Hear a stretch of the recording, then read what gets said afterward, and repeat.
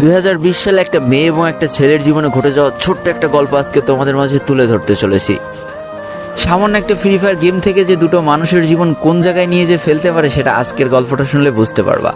আমাদের চলার পথে কাউরে ভালো লাগতেই পারে, এটা খুবই স্বাভাবিক। আর ভালো লাগা থেকেই কিন্তু ভালোবাসা তৈরি হয়ে যায়, এটাও খুবই স্বাভাবিক।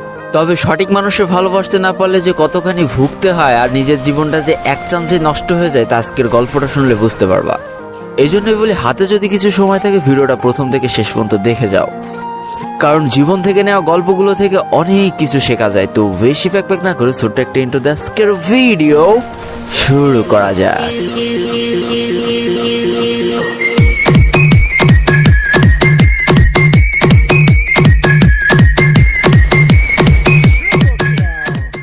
আজকের গল্পটা শুরু শুভ এবং পরীকে নিয়ে।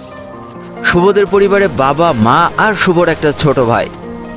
শুভ ছিল মধ্যবিত্ত ঘরের মধ্যবিত্ত সন্তান। দিন আনি দিন খায় খুব ভালোই চলে যাচ্ছিল। শুভর বাবা ছিল একজন ব্যবসায়ী। অপরদিকে আমাদের পরিদের সংসারে খালি বাবা, মা আর পরি একমাত্র সন্তান। তারপরে অভাব যেন কোনোভাবেই তাদের পিছু ছাড়তো না। বলে রাখাই ভালো, পরিরা কিন্তু ছিল একেবারেই নিম্নবিত্ত পরিবারের একজন মানুষ। পরির বাবা ছিল একজন নাইট গার্ড। পরিবারটা ছোট হলেও পরির পড়ালেখার খরচ জোগাইতে হিমশিম খেয়ে যেত পরির বাবা। শুভ ফ্রি ফায়ার খেলা শুরু করে 2018 সালের ফেব্রুয়ারি মাস থেকে। শুভর ডিভাইস মোটামুটি ভালো থাকায় সে আস্তে আস্তে ভালো প্লেয়ার হওয়া শুরু করলো, মোটামুটি ভালো খেলা শুরু করলো। এদিকে আমাদের পরি এই ফ্রি ফায়ার গেমটার সাথে পরিচয় হয় 2019 সালের অক্টোবর মাস থেকে। যদিও তার ফোনটা অনেক লো থাকায় সে খুব ভালোভাবে খেলতে পারতো না। হঠাৎ করে একদিন শুভ অটো ম্যাচ 1 দিয়ে স্টার্ট করে দেয়। র্যান্ডমলি তার ম্যাচে চলে আসে পরি। এদিকে পরি তো একে একটা মেয়ে, তার উপরে আস্ত একটা বট। সে তো খেলতেই পারছে না, বারবার ঠুসঠাস করে মরতেছে। আর আমাদের শুভ দৌড়ায় যে নায়কের মতো তাকে কিন্তু রিভাইভ দিচ্ছে। একটা সময় পর শুভ কিছুটা রাগ করে বলে, তুমি কি খেলতে পারো না? খেলতে না পারলে খেলতে এসেছো কেন? পরি অনেকটা ভয় ভয় কণ্ঠ নিয়েই বলে, আমি তো খেলতে পারি না, তা খেলা শিখাই দিতে কি হয় আপনার? ব্যাস, এইখান থেকে শুভ আর পরি হয়ে যায় পরিচয়। ওয়ার্ল্ডের ফ্রেন্ড থেকে ম্যাচ শেষ করে তারা ফ্রেন্ড হয়ে যায়। এভাবেই চলতেছিল। শুভ একদিন পরির কাছে কথা দেয় যে হ্যাঁ, আমি তোমাকে প্রো প্লেয়ার বানিয়েই ছাড়বো। এদিকে আমাদের শুভ অনার্স 3rd ইয়ারে পড়ে আর পরি কিন্তু পড়ে ইন্টার 1st ইয়ারে।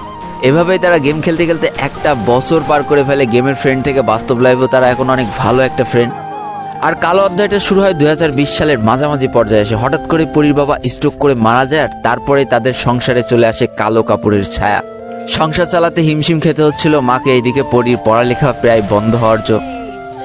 পরিদের এই কষ্ট সহ্য করতে না পেরে আমাদের শুভ অল্প বয়সে জীবনযুদ্ধের তাগিদে চলে যায় চাকরির খোঁজে এবং 12,000 টাকার একটা চাকরিও সে জোগাড় করে ফেলে। চিন্তা করো, বন্ধুত্ব কোন লেভেলে চলে না গেলে 12,000 টাকার চাকরি করে 6,000 টাকা পরীকে দিয়ে দিত, 4,000 টাকা নিজের ফ্যামিলিকে দিয়ে দিত, 2,000 টাকা পকেট খরচ রেখে দিত। চিন্তা করা যায় কি পরিমাণ বন্ধুত্বের সম্পর্ক না থাকলে এটা করা সম্ভব একটা ছেলের পক্ষে।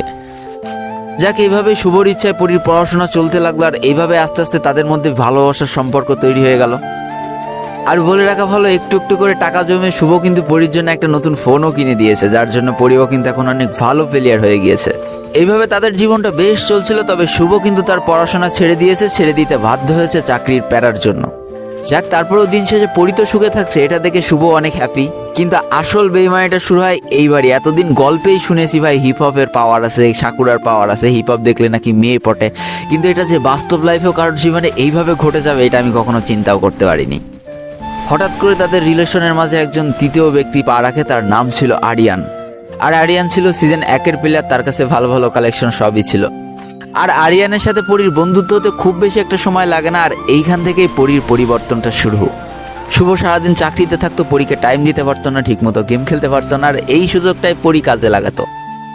পরি সবসময় আরিয়ানের সাথে গেম খেলা শুরু করে আর ক্লোজ হতে শুরু করে। আর এই ব্যাপারটা হঠাৎ করেই শুভ একদিন জেনে যায়।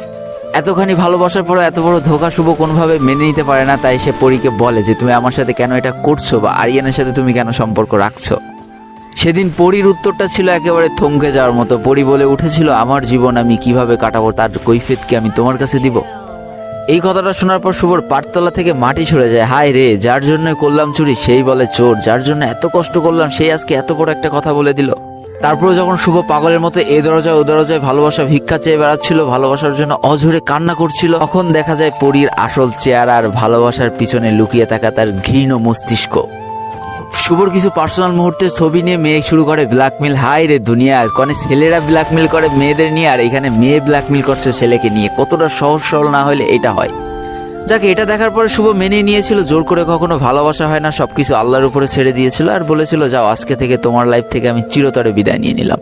এদিকে পরি চলে যাওয়ার পর থেকে শুভ অনেক ভেঙে পড়েছিল, চাকরিও ছেড়ে দিয়েছিল, কাজকর্ম ছেড়ে দিয়েছিল, পড়াশোনা সব ছেড়ে দিয়েছিল, এক কথা তার জীবনটা আস্তে আস্তে ধ্বংসের দিকে চলে যাচ্ছিল। আরিয়ানের দেওয়া লিপস্টিকে পরির ঠোঁট তো ঠিকই লাল হচ্ছিল, কিন্তু আমাদের শুভর ফুসফুস কিন্তু দিন দিন কালো হয়ে যাচ্ছিল ধূমপানের টানে।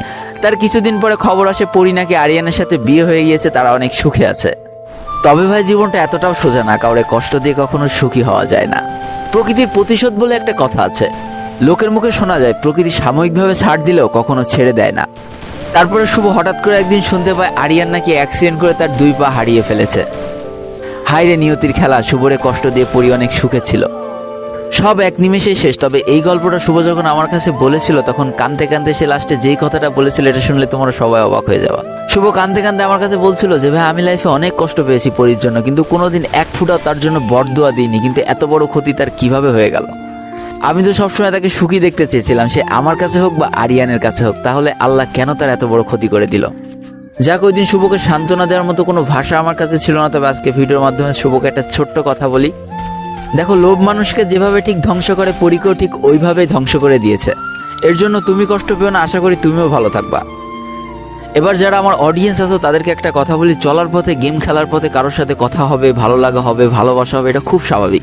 তবে একটা জিনিস মাথায় রেখো, জীবনে জীবন সঙ্গিনী খুব ভেবে চিন্তে বাছাই করবা, না হলে এক চান্সে নিজের জীবনটা কিন্তু নরক হয়ে যাবে।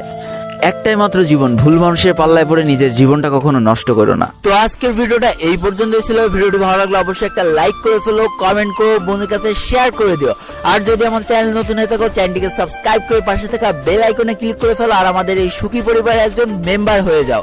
আজকে আমি বিদায় নিচ্ছি 12 রোল গেমারের পক্ষ থেকে। ততক্ষণ সবাই সুস্থ থেকো, ভালো থেকো, আর তোমাকে আসলে যে মানুষগুলো ভালো আছে তাদেরকেও অনেক ভালো রেখো। Tata, bye bye.